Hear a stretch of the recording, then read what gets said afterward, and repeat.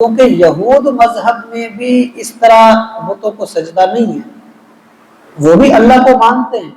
وہ حضرت موسیٰ کے پیروکار کہلاتے ہیں، مطلب اپنے آپ کو دعویٰ کرتے ہیں، حالانکہ حضرت موسیٰ علیہ السلام کی تعلیم پر بھی وہ لوگ نہیں ہیں اب،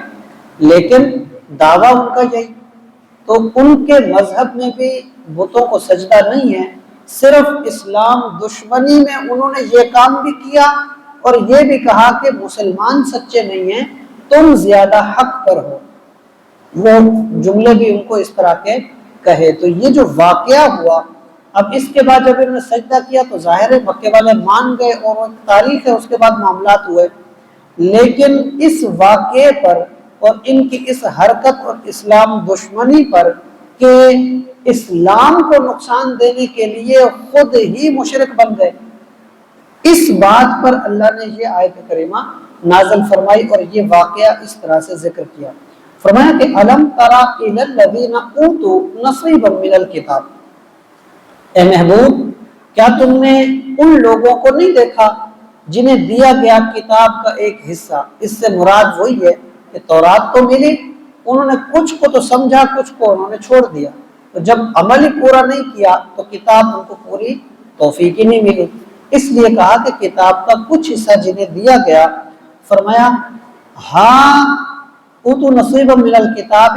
یؤمنون بالجبت والطاغوت، وہ ایمان لاتے ہیں بتوں پر اور شیطان پر۔ شیطان سے مراد شیطانی کاموں پر، شیطان کا کام بھی فساد ہے اور ان کا کام بھی وہی تھا، فساد کرنا، اور شیطان کو خوش کرنے کے لیے اللہ تعالیٰ کے حکم کے خلاف انہوں نے کیا، کیونکہ وہ اسلام کی دشمنی پر اترے، ظاہر ہے اسلام دشمنی یہ شیطان کا کام ہے، تو اس لیے یہاں اس کی طرف اشارہ دیا گیا۔ اور طاغوت کہتے ہیں سرکش کو، سرکش سے مراد اللہ کا نافرمان جو مقابلے پر، فتنے پر، فساد پر، لڑائی جھگڑے پر، زمین میں بالکل افراتفری پر اترے، اسے کہتے ہیں سرکش، جو بالکل اللہ کا نافرمان ہو جائے اور زمین میں امن و امان کو خراب کرے، وہ سرکشی ہے۔ تو یہاں وہ لفظ استعمال کیا گیا اور کہا کہ وہ ان کو نہیں دیکھا جنہوں نے کتاب لی، ان کو کتاب کا ایک حصہ ملا اور پھر وہ ایمان لاتے ہیں بتوں پر اور وہ ایمان لاتے ہیں شیطان پر، یعنی شیطانی کاموں پر، وَيَقُولُونَ، اور ان کا وہ جملہ وہ یہ کہتے ہیں لِلَّذِينَ كَفَرُوا، کافر لوگوں سے، وہ کافروں سے یہ کہتے ہیں کہ هَؤُلَاءِ أَهْدَىٰ مِنَ الَّذِينَ آمَنُوا سَبِيلًا، کہ تم زیادہ ہدایت پر ہو مسلمانوں سے۔ کافروں کو یہ کہتے ہیں تم زیادہ اچھے ہو، تم زیادہ سچے ہو بنسبت مسلمانوں کے، وہ یہ کہتے ہیں۔ تو فرمایا اللہ نے کہ ان کے یہ جو انداز ہیں وہ تو کرتے ہیں چھپ چھپا کے،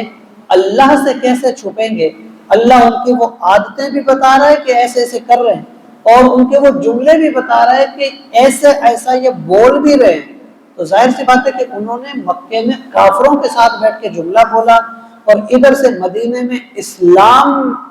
کی ایک برکت کے قرآن میں یہی چیز نازل ہوئی، تو یہ اسلام کی صداقت کا ثبوت تھا کہ کسی نے بتایا تو نہیں،